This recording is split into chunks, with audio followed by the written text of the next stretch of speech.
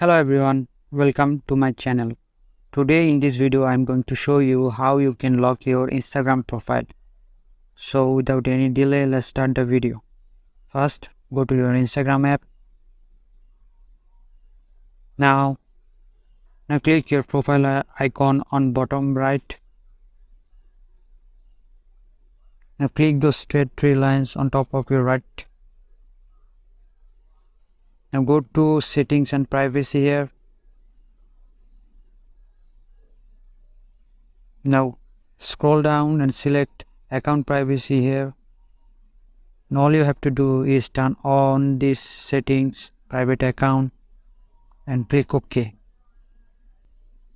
Now your profile will be private and only your friends and followers can see your profile. That's it for today's video. I hope you like this video. If you like this video, leave a like and comment. See you on next video.